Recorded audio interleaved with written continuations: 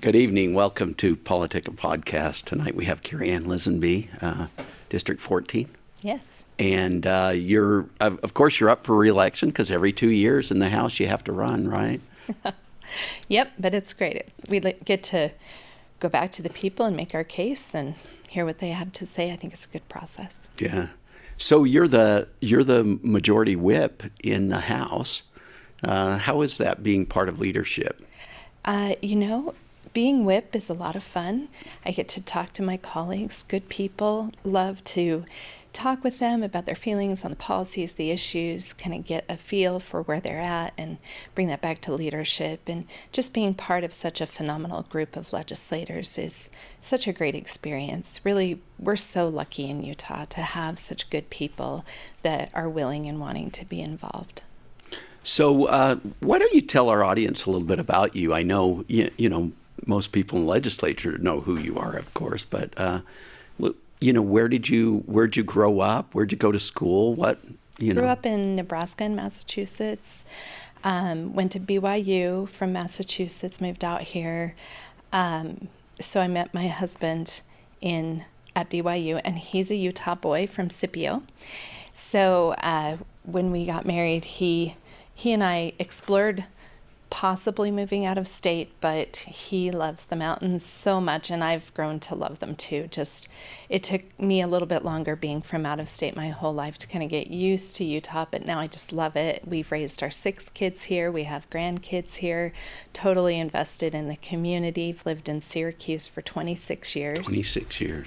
And love it. We're in our second house in Syracuse, and I don't think we'll ever leave. We love this area. We love the mountains, the snow, although we comment to each other quite frequently that it's harder to get through the winter as we get older. So It's certainly harder to plow the snow, yeah. I can tell you that.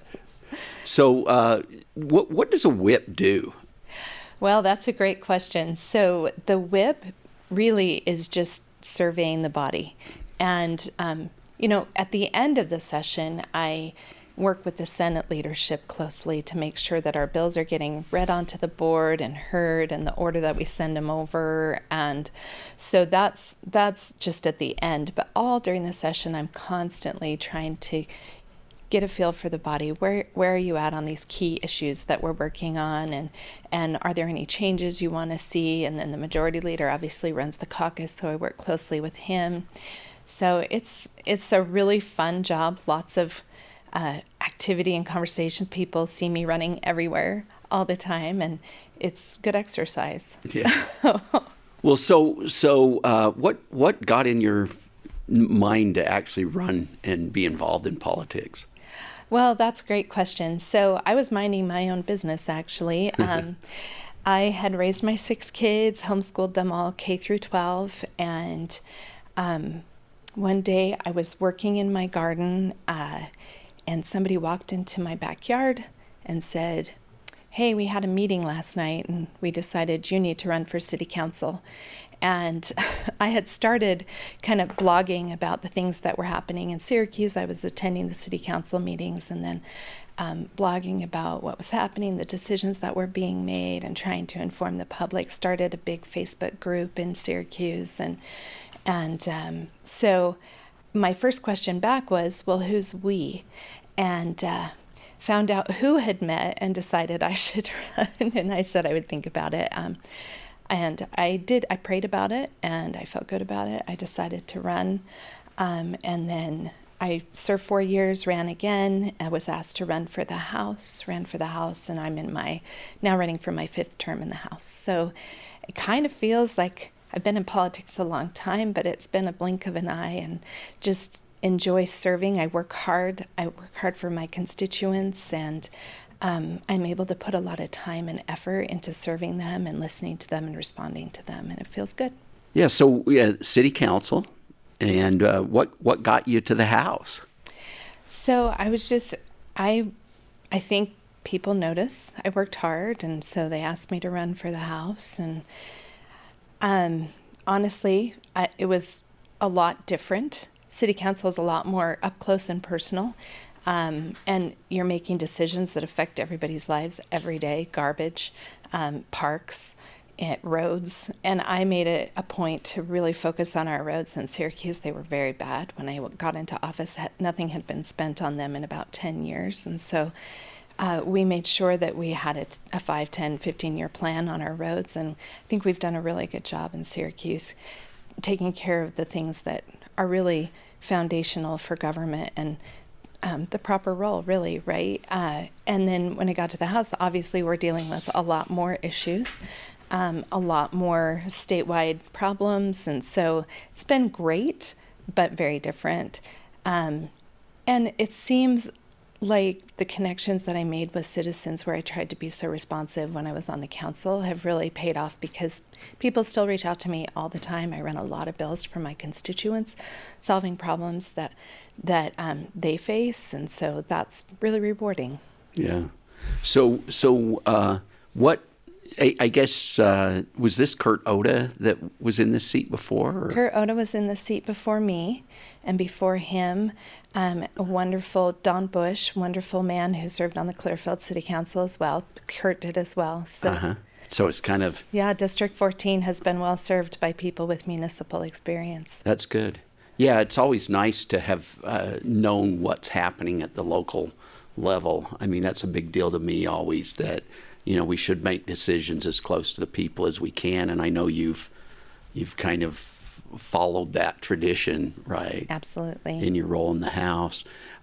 You, of course, work on criminal justice legislation. What are some of the things that you've done there that you point to that you think are important for us? Oh, thanks. That's a great question. So that has been something I've really focused on a lot. And so obviously when you start working in an area, people come to you with issues. I think one of the most rewarding things I've done is, there was this movement, a bill that was passed, I think 3 years ago, and then it had a 1-year sunset, and it was trying to do away with all fees for expungement. So I wholeheartedly believe that people should be able to move on in their lives, right, and get expunged and be able to obtain housing and employment, even if they've committed. So that means you actually take that record. It takes it away, right? It just erases it. And so law enforcement can still see it. If another crime is committed, they can go in and they can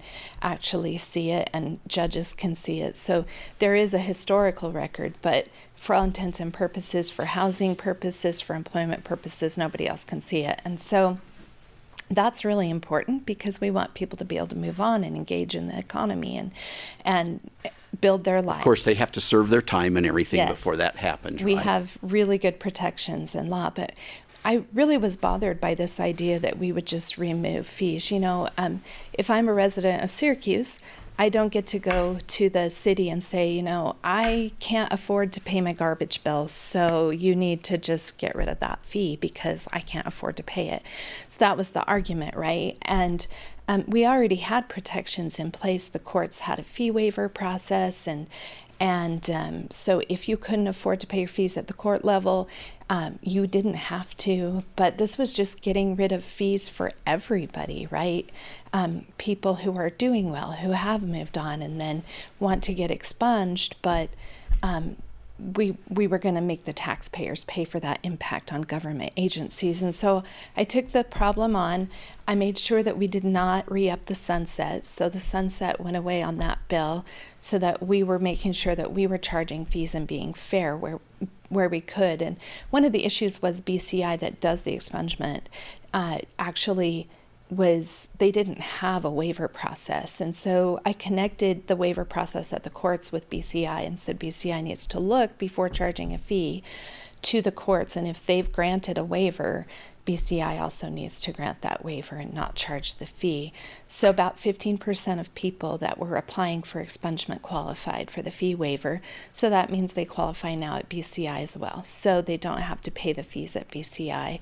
And I think we're in a really good spot there. We had a 350,000 record, almost 400,000 by the time I passed the bill, record backlog for people who were doing auto expungements. So that's just the court takes misdemeanor offenses, and when the time has passed for the waiting period has passed, it batches them over to BCI to just be automatically expunged. Well, they were 400,000 records behind.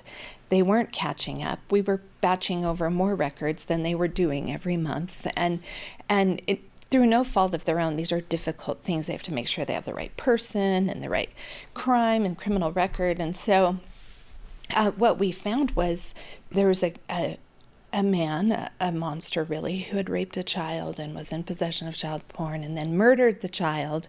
And then he got his misdemeanor record expunged while he was in prison. Obviously still in prison, but that's not appropriate. We do not want to be expunging misdemeanor records of felons who've murdered children when they're in prison. So we fixed that problem in my bill. We said, the courts and BCI, before they can expunge, they have to look at, is this person incarcerated or under supervision for committing crimes? And because sometimes there's that overlap where they don't see. So we fixed that, just a number of problems like that. And then we said, if you want to get auto expunged faster and you don't want to wait behind this huge backlog, you can file a petition with the court. It's just a little form on their website. And then the court will just BCI will bump you up in front so that your things can get auto expunged, because what we were finding is there's people that are dead in the batching. There's people and so we want to make sure we're prioritizing the people who it's affecting, who can't move on with housing and employment because their record is keeping them from being able to do so. And so, so I'm really proud of that work. It was a 3-year process, and we passed the bill this session. And it went through the whole process almost unanimously. There's a group that charges individuals who want expungement in Salt Lake City. Noella Sudbury leads that group, and she charges individuals for expungement, but then she wants the state to come in, and there was a bill to kind of back and say, well, we're not going to charge the state fees. We're going to suck it to the taxpayers if they go through this group. And we already have the ability for nonprofits to serve individuals and not charge fees and serve these people and help them get legal representation. So we were able to stop that as well and say, no, we are going to charge fees where it's appropriate, but not where it isn't. And so I think that's a good balance. That's the Utah way, and we need to keep it that way. Very good. Hey, we're going to take a break, and we'll come right back.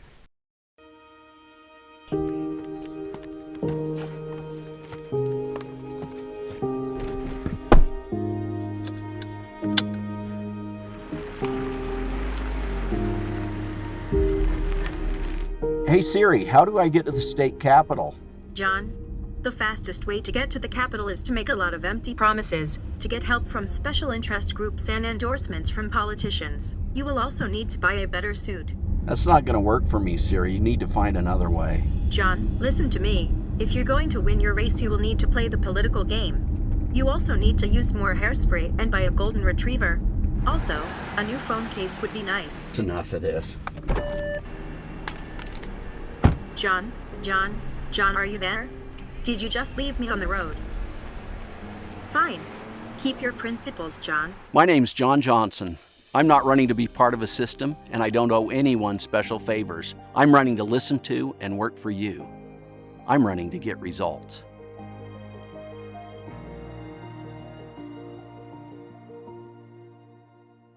Welcome back to Politicket. We're here with Karianne Lisonbee.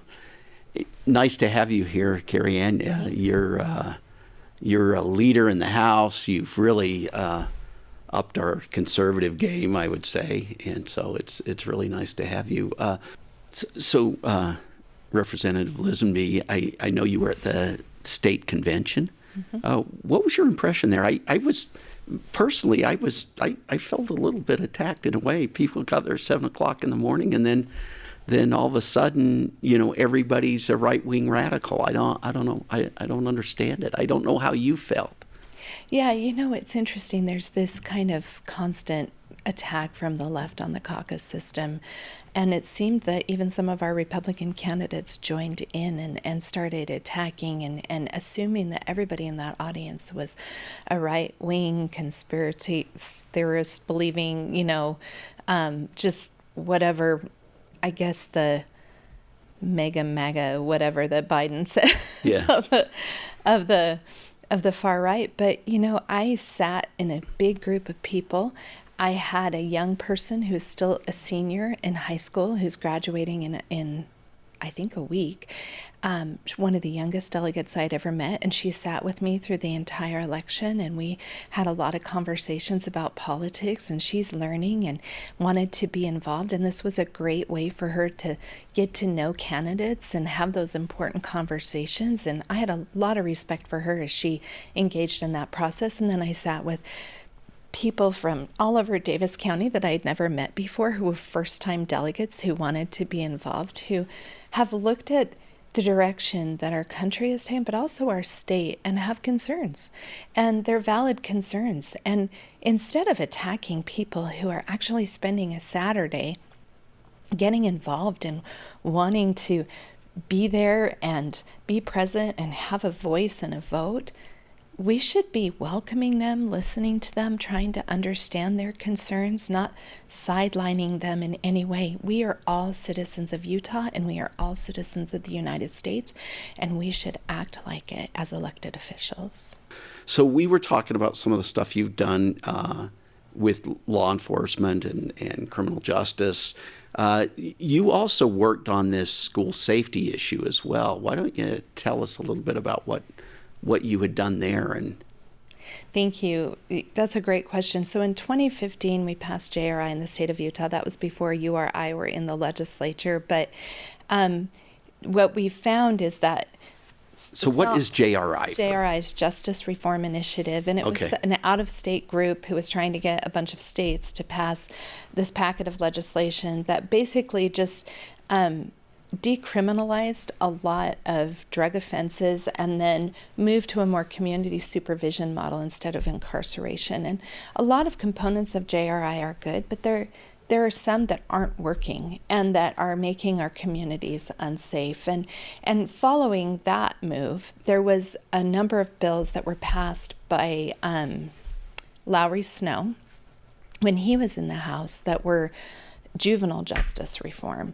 And those were also not working. So what we found was the whole talking point for passing those was, we don't want a school-to-prison pipeline. Well, what we were doing was creating a school-to-prison pipeline, because we were teaching kids that they could commit crimes right in front of the school resource officer, the law enforcement officer on school grounds, and then they could tell that officer to F off, and he could do nothing about it. And when you turn 18 and you're in the community and you do that, it's not going to be pretty, right? And right. So we were teaching our kids the wrong thing. We were teaching them that there wasn't any accountability. And so I took that issue on, and I passed a huge bill last session, not this past session, but the one before in 2023, and then in 2024 a follow-up. But what that bill did was it created a pathway for schools to understand what was happening out in the community. So we required courts to report to schools if students had committed a crime off school grounds over the weekend or in the past week, so that if a kid was before a judge, that judge the courts had to let the school know, hey, that child committed a crime, and it had to be a violent crime, or there was a certain category, right? Then the schools could then decide, does that young person get to come back to school? Because what they had was kids coming back to school who had just been before a judge for multiple violent offenses, felony offenses, come back to school on Monday, some of them carrying firearms or wanting and willing to do violence on the school grounds. And so the school now is in the driver's seat. It can say, you know what, there might be a better fit for this young person's education. And so they brought the stakeholders together, including the parents of the student and the student, and they were able to now create a plan for that student that includes whether they come back to school or not at that school, or whether they go to a different school where their needs can be met better. So that was a really important part of that process. We also required that law enforcement could now actually enforce the law on school grounds. So school administrators had that task before, and they didn't want to be law enforcement officers. They wanted to be school administrators. And so there was this huge disconnect. And so nothing was really getting enforced, right? And so now our law enforcement officers on school grounds can actually enforce the law. That's probably the most important part of that bill. Oh, that's very good. So you've been involved with a lot of things. I know on the diversity bill, the DEI bill, you worked really hard behind the scenes. I was excited. This article that just came out in the Atlantic, basically praising the way Utah approached that problem, keeping the good stuff and getting rid of the bad stuff. And you were really helpful on the back, negotiating a lot of that stuff and working with USHE and others. Yeah. So what was that experience like, and where do you think we are on that now? That is such a fascinating question. And first of all, I want to acknowledge that you did so much work on that.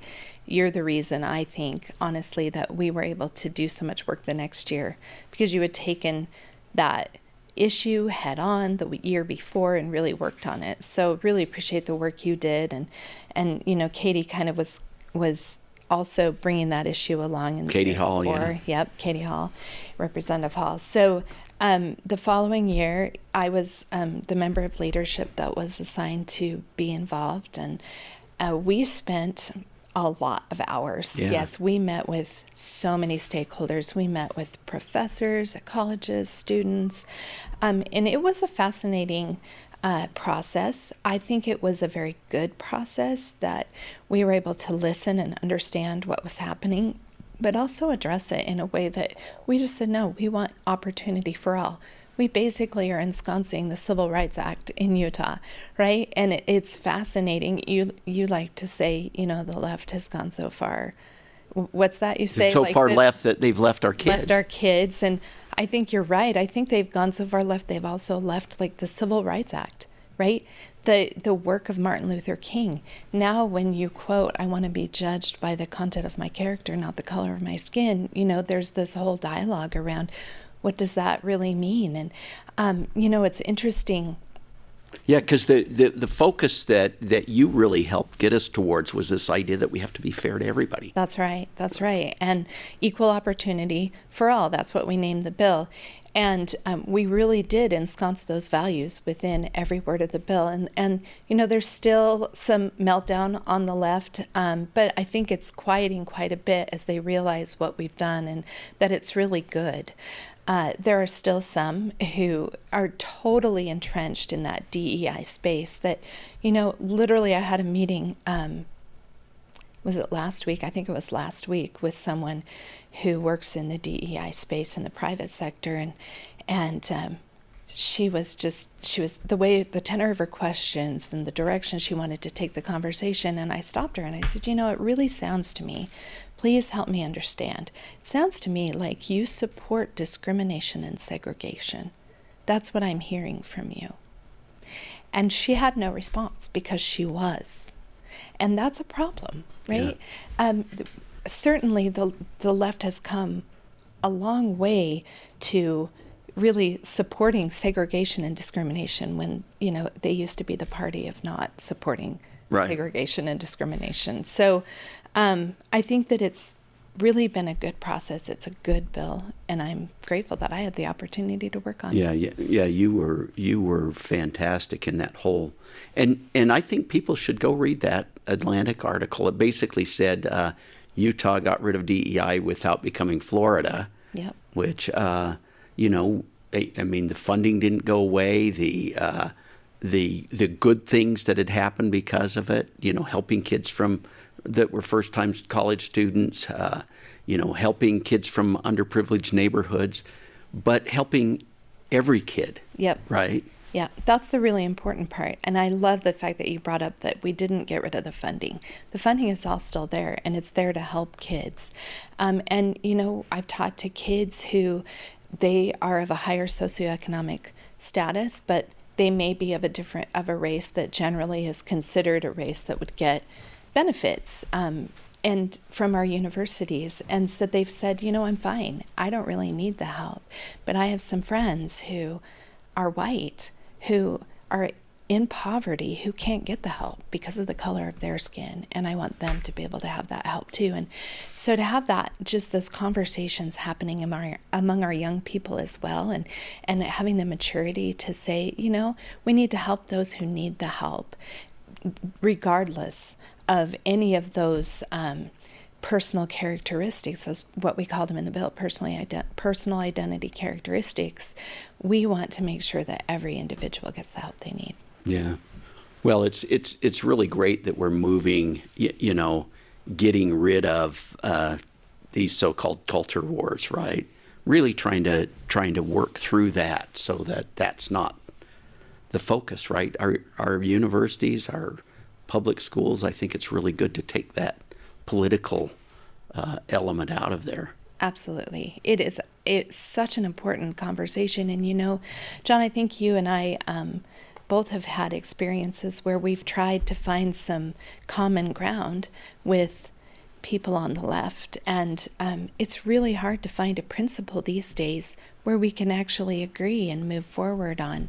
And that didn't used to be the case. And I hope we can return to the time when we could really engage on the issues in a meaningful way and have principles that we agreed on. And one of those, I think, John, is personal responsibility. That's such an important part of America. And the left has really left that as well. I've had conversations with my colleagues from the other side of the aisle, and they believe that personal responsibility is a racist term. And, that comes from the kind of Ibram X. Kendi idea and the Foucault. And so why that's not a way where we can find a bridge, right? I mean, that's pretty fundamental. Well, it's interesting. I had Rochelle Morris on here last week, and she told a story about how her mother took her off the school lunch program and made her earn her own money to buy lunches. And I was shocked that people came after her and basically said, well, that's a racist thing. You're putting down kids that are on school lunch programs, right? And I just thought, here's an example of a mother that wanted to get her kids out of poverty and teach them self-reliance and teach them responsibility, and to look at how within one generation, I mean, Rochelle was very successful, right? Yes. So that narrative to me it seems we've kind of gone off, right? Correct. And those attacks were so disingenuous. And, Rochelle spent the next week, I think I got an email from her asking me to forward on to people, let's donate to this. And she donated $1,000 of her personal money, I think, to that fund and maybe more. Yeah, to get rid of this backlog that kids had on school lunches. And so she's like, I mean, I have a ton of respect for that woman. She's amazing. I grew up in poverty as well. I had my first job at 13, and I had to buy my own school clothes, and I was buying also my own lunches. And so the fact that, you can, and I worked 3 jobs to put myself through college. And so, we have cases where, we were able to become who we are and feel empowered to become who we are. But we didn't come from wealth. Rochelle didn't. I didn't. I didn't either. It's kind of interesting how that somehow has become something you get attacked for now. Yeah. Right. I think a lot of people just assume you're in public office, you're successful, you must be wealthy, or you must have always been wealthy and born with a silver spoon, and that's just not the case. I think our experiences in the past really shape us and make us who we are, and certainly that's the case for me. Yeah. Well, I can see that with you. Hey, we're out of time, but is there anything you'd like to say to the voters, because you are up for re-election? Absolutely. So this is a year, an unusual year. First time I've never had an opponent, or I don't have an opponent. I've always had opponents in the past run against me, and this year I don't. But I took the time to knock every delegate's door to make sure and to reach out to them and to make sure that we were having those conversations, because I believe elections are more than just about getting elected. It's about being accountable. So I just urge everybody to get out and vote. District 14 is my district, and your Senate District 3. Okay, so Senate District 3, get out and vote, support John. We need him back in the Senate. We have we have a lot of work that we want to do together in the future, and so just urge everybody to get out and vote. You're so good about helping everybody too. There's a lot of races you're working on, so thank you for coming today. Appreciate having you, and we'll see you guys next week.